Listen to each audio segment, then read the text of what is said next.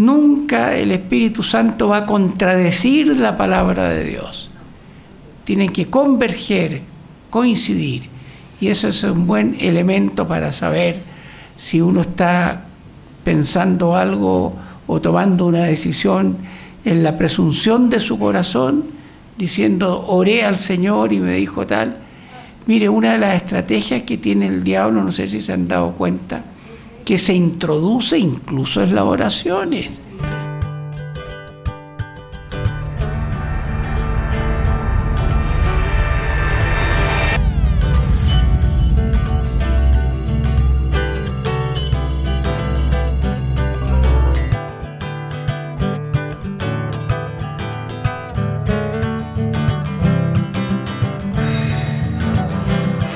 Iglesia Encuentro con Dios presenta TV Encuentro, un refrigerio a su corazón.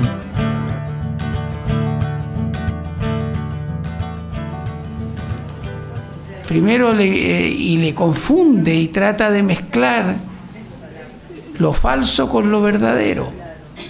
Entonces hay que estar atento, de tener un espíritu de discernimiento claro para saber cómo actuar, ¿no? Entonces vimos todo aquello que pasa en el río Jordán, levantan ese monolito de recuerdo y después hacen dos cosas necesarias. Antes de todavía de tomar Jericó, que era la ciudad que tenían delante, hacen, primero que nada, y eso está en el capítulo 5, hacen circuncidar a todos los varones. Y lo segundo que hacen es celebran la Pascua, celebran la salida de Egipto. Y ya con los corazones preparados entramos al capítulo 6. Ahora Jericó estaba cerrada, bien cerrada. A causa de los hijos de Israel, nadie entraba ni salía. Mas el Señor dijo a Josué: mira, yo he entregado en tu mano a Jericó y a tu rey y a su rey con sus varones de guerra. Después de todos los preparativos que había hecho, entonces ya está capacitado para entrar al acto siguiente. ¿Cuál es la estrategia militar que les decía? Totalmente inédita y totalmente fuera de toda normalidad humana, que les dice: rodearéis pues la ciudad todos los hombres de guerra, yendo alrededor de la ciudad una vez, y esto haréis durante 6 días, y 7 sacerdotes llevarán 7 bocinas de cuernos de carnero delante del arca. Y al 7º día daréis 7 vueltas a la ciudad, y los sacerdotes tocarán las bocinas. Y cuando toquen prolongadamente el cuerno de carnero, así que oigáis el sonido de la bocina, todo el pueblo gritará a gran voz, y el muro de la ciudad caerá. Entonces subirá el pueblo, cada uno derecho hacia adelante.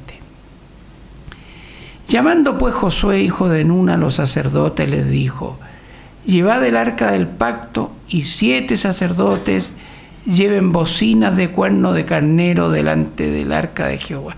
Es interesante cómo primero recibe las instrucciones, la Escritura deja constancia de eso, y después la comparte, las instrucciones de Dios en esta estrategia de cómo tomar Jericó con el pueblo. Por eso dice, llamando pues Josué a los sacerdotes, le dijo: lleven el arca del pacto, y 7 sacerdotes lleven bocinas de cuerno carnero delante del arca de Jehová. Y dijo al pueblo: pasad y rodead la ciudad, y los que están armados pasarán delante del arca de Jehová. Y así que Josué hubo hablado al pueblo, inmediatamente, dice, así que apenas les habló, lo que se da a entender, los 7 sacerdotes, llevando las 7 bocinas de cuerno de carnero, pasaron delante del arca del Señor, y tocaron las bocinas, y el arca del pacto de Dios los seguía. Y los hombres armados iban delante de los sacerdotes que tocaban las bocinas, y la retaguardia iba tras el arca mientras las bocinas sonaban continuamente. Y Josué mandó al pueblo diciendo: ustedes no van a gritar, ni se oirá vuestra voz, ni saldrá palabra de vuestra boca hasta el día que yo os diga: gritad, entonces gritaréis. Aquí vemos interesante, y si uno se pone a imaginar el hecho, está esta ciudad amurallada, y empieza el primer día, pensemos un lunes por decir algo, y dan una vuelta con los puros toques de bocina y un silencio sepulcral, de tal forma que el temor de Dios que surgía a través de estas bocinas, de estos cuernos, impregnara el corazón y la mente de estos desconcertados habitantes de Jericó, los soldados que estaban de arriba en la, ¿cómo se llaman estas cosas que? ¿Ah? Almenas, gracias, eso era. De estas almenas, que eran los típicos torreones y las murallas que tenían para poder de ahí tirar la flecha, etcétera, las almenas. Estarían desconcertados ver esta gente que iban primero con estas bocinas. Y fíjense que esta estrategia hasta el día de hoy se usa. Y hoy día, cuando han visto ustedes que en la realidad muchos ejércitos van con la marcha musical antes que nada, y con eso van para inspirar aliento, ánimo. Entonces obviamente que esto lo desconcertó mucho, y pasó, y de ahí silencio todo. ¿Cuánto habrán demorado, supongamos, en dar la vuelta a la ciudad? 4 horas, por decir algo. Si la ciudad era muy grande, 3 horas, 1 hora, no sé. Pero después silencio absoluto. Estarían expectantes ellos, ahora van a atacarnos. Listo, nada. Pasó el día, pasó la noche. A la segunda vuelta lo mismo. A la tercera ya los nervios estaban crispados de ellos. O sea, ¿qué querrán hacer? A la cuarta, a la quinta. Y el pueblo en silencio absoluto, los que iban dando la vuelta a los soldados. Y el séptimo día dan 7 vueltas, ¿cierto? 7 vueltas. Y cuando termina la séptima vuelta, entonces el pueblo gritó al unísono y cayeron los muros de Jericó. Sigamos leyendo el 11 del capítulo 6. Así que él hizo que el arca del Señor diera una vuelta alrededor de la ciudad, y volvieron luego al campamento, y allí pasaron la noche.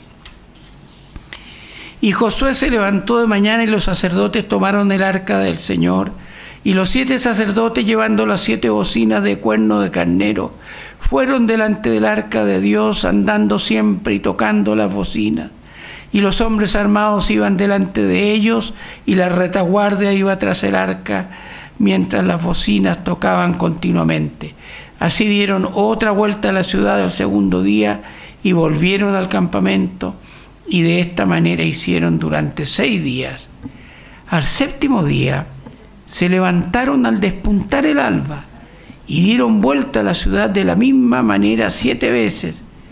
Solamente este día dieron vuelta alrededor de ella 7 veces.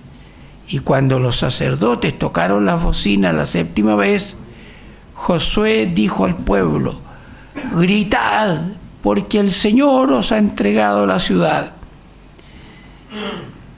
Pero aquí viene algo interesante, y tomen mucha nota en esto, en el verso 17.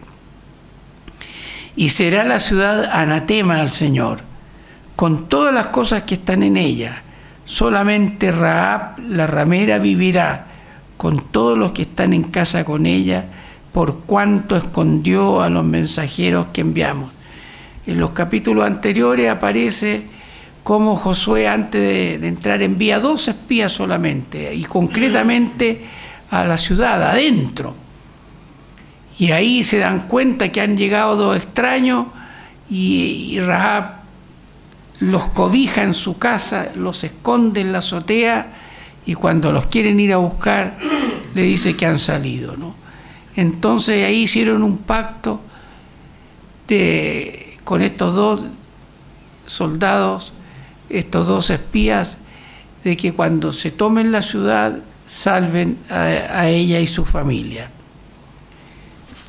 Pero ustedes, guardaos del anatema, no toquéis ni toméis alguna cosa del anatema, y eso hay que subrayarlo, por lo que vamos a ver el próximo domingo, Dios mediante. No sea que hagáis anatema el campamento de Israel y lo turbéis. ¿Entienden lo que es anatema, cierto? Maldición, excomunión, dice literalmente lo que significa. Entonces era algo desechable, que no debía contaminarse el pueblo con ello. Pero salvo la plata, el oro, los utensilios de bronce y de hierro, sean consagrados al Señor y entren en el tesoro de la casa de Dios. Las cosas de valor solamente para consagradas al Señor, nada para peculio personal, para disfrute personal o ayuda personal. Y anatema significa de maldición todos los habitantes. Y aquí, queridos cristianos, viene un texto, una parte muy importante, que la gente no entiende este código que había en el Antiguo Testamento, en esos lugares donde había la necesidad de exterminio de esas naciones. Y por favor, en su mente no lo relacionen con el día de hoy, porque hoy día no nos es permitido ese tipo de acciones que ocurrían en el Antiguo Testamento. Lo recuerda Deuteronomio capítulo 18. Cuando entres a la tierra que el Señor tu Dios te da, no aprenderás a hacer según las abominaciones de aquellas naciones. No sea hallado en ti quien haga pasar a su hijo o a su hija por el fuego, sacrificios humanos, que también en muchas culturas también los incas sacrificaban llamas, pero también a veces humanos. Los mayas en México también tenían sacrificios humanos, sacaban el corazón, etc. Era muy común en los pueblos paganos, en su ignorancia, para consagrarse con sus dioses. ¿Cuál es el Dios más conocido por nosotros, por la Escritura? Al que le sacrificaban los hijos. Moloch. Muy bien, el Dios Moloch. Muy bien, Tommy. El Dios Moloch. Entonces había mucho rito de obediencia a este Dios Moloch. Entonces la primera prohibición se termina, no hay autorización para los sacrificios humanos. No sea hallado a ti quien haga pasar a su hijo o a su hija por el fuego, ni quien practique adivinación, la lectura de mano, la negromancia, todo lo que implica el tarot, el I Ching, la tabla Ouija, va todo eso implícito. Ni agorero, ni sortílego. Ojo que a veces la gente usa la cruz como sortilegio, como amuleto.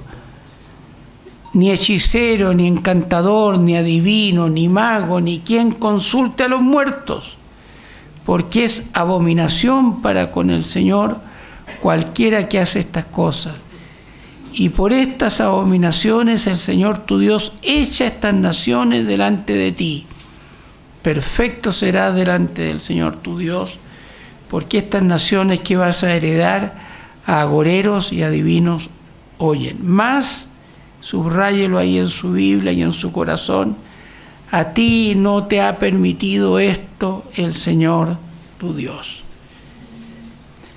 Ahora es interesante en la historia, aquí aparece Rahab la ramera, que tuvo la sensibilidad espiritual de entender lo que Dios iba a hacer. De alguna forma Dios le dio esa comprensión y pactó para salvar su familia.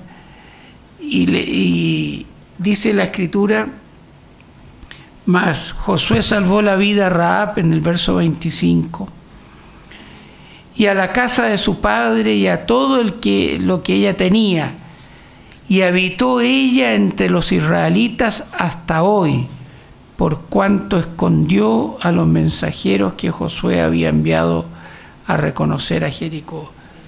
¿Qué significa esto hasta hoy? Está muy bien.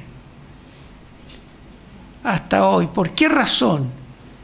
Porque Rahab se casó con Salmón, que era un príncipe de la tribu de Judá, y madre de Booz y tatarabuelo de David. O sea, la descendencia mesiánica viene incluso a través de esta mujer.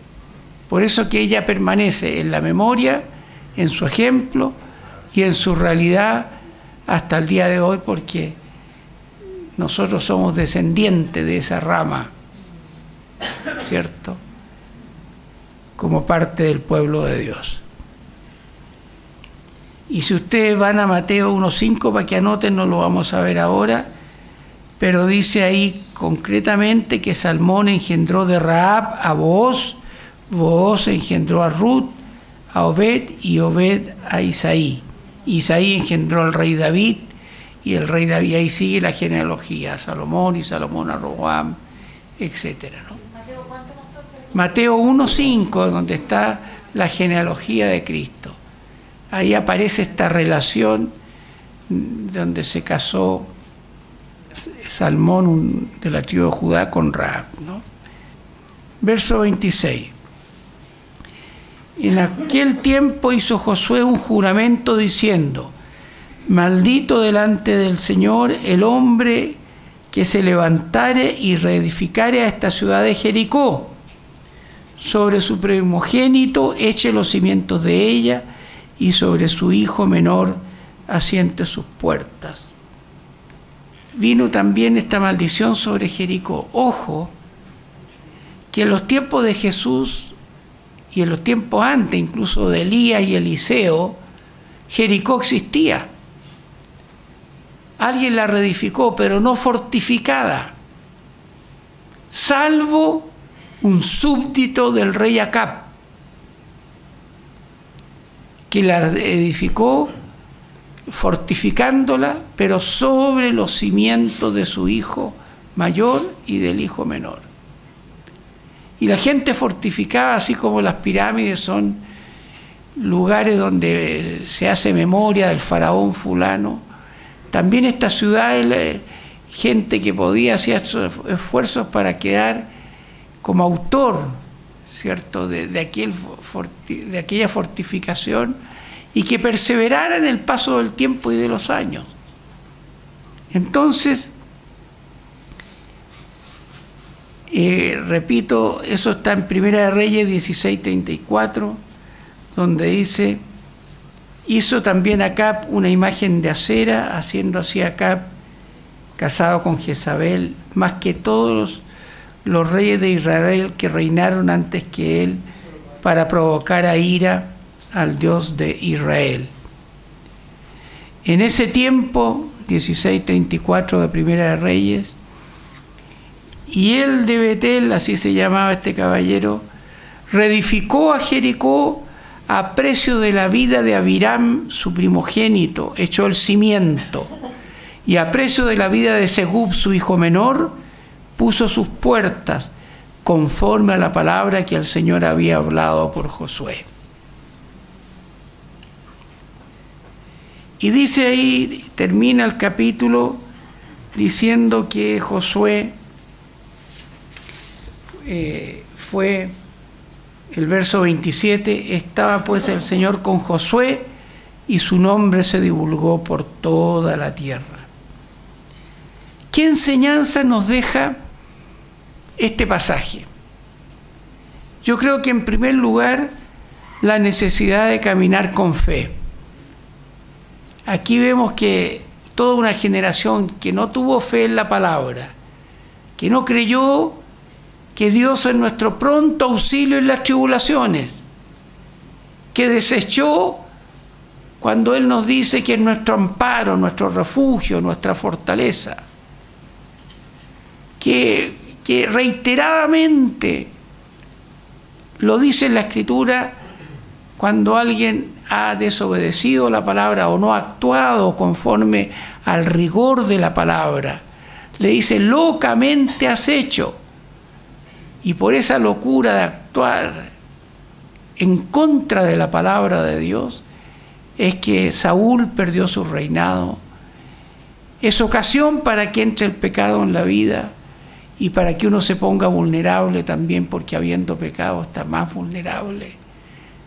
El Espíritu Santo se restringe y uno va acomodando el quehacer conforme a sus propios antojos. Entonces, queridos cristianos, ¿qué cosa nueva puede el Señor a través de su palabra aplicar? El Espíritu Santo aplica la palabra a nuestra realidad. Y eso debiera estar siempre presente.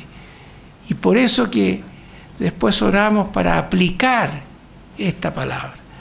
Entonces, caminar con fe, acuérdense que todo lo que no proviene de fe es pecado. Todo lo que no proviene de fe es pecado. Sin fe es imposible agradar a Dios. Sin fe es imposible agradar. Entonces, primera enseñanza que nos deja caminar por fe. En segundo lugar, la unanimidad. Vieron que la estrategia militar no era parcial. Ya habían mandado espías de antecedente, pero fue un acto comunitario. Y eso es importante entender y preservar y colaborar a la unidad de la Iglesia, a la armonía. Habitar, cuán grato es, mirad cuán bueno y cuán delicioso es. Y nosotros hemos experimentado esa bendición. Amén. Entonces, el actuar unánime es una virtud, una bendición. No habrían podido tomar Jericó si no hay esta unanimidad de poner los intereses personales, las ideas personales, que esto hay que hacerlo así, no así, en fin. La crítica constante, el cuestionamiento. Con humildad, ir viendo cómo el Señor nos dicta y cooperando todos en los quehaceres, las batallas que da la Iglesia. Cada encuentro de niños, cada encuentro de mujeres, cada reunión de varones, cada Grammy de jóvenes, es una batalla para edificación de la Iglesia y para salvación de las personas que van conociendo al Señor. Y se requiere armonía y comunión para llevarla adelante. Qué hermoso ejemplo este pasaje de Josué capítulo 6, de cómo con esa comunión y la obediencia, por cierto, a las directrices que Dios da. Las directrices que Dios da siempre son importantes. Entonces, hemos dicho caminar con fe, unanimidad. Allí envía el Señor bendición y vida eterna y obediencia rigurosa a la palabra. Las instrucciones de Dios hay que conocerlas y cuando no consultarlas. Llama la atención que muchos de los reyes en Israel, antes de ir a la batalla, consultaban a Dios. El mismo Saúl, cuando se vio cercado por los filisteos, había una multitud, no esperó a Samuel y se intrometió en algo que no le correspondía, locamente hizo y lo reprendió Samuel de parte de Dios. Entonces, obediencia a la palabra de Dios. Y para obedecer la palabra hay que conocerla. ¿Cómo va a obedecer lo que no conoce? Así que yo los felicito y felicito a todos ustedes, a quienes están rigurosa y permanentemente instruyéndose la palabra. No solo de pan vivirá el hombre.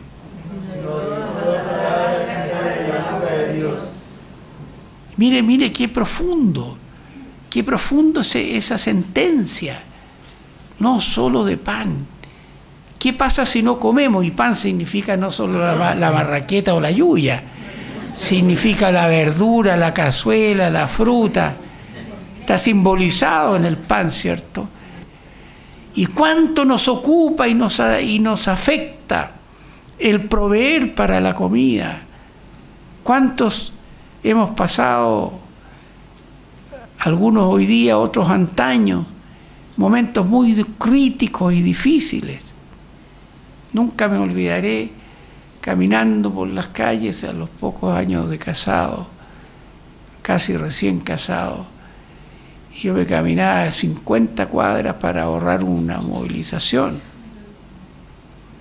y poder llegar con un par de huevitos para Tiago y un pancito para compartirlo con la familia. El Señor nos forja en esa acción. Y nos forja, y cada uno de ustedes ha pasado momentos de angustia, de tribulación, prueba, pero ebenecer. Hasta aquí nos ha ayudado el Señor, ¿cierto? Obedecer entonces la palabra en lo más pequeño. Y ahí clamábamos al Señor, uno caminando por las calles, y Dios fue proveyendo hasta diseñar o emprender un trabajo como la escalera y etcétera. Iglesia Encuentro con Dios presentó TV Encuentro, un refrigerio a su corazón.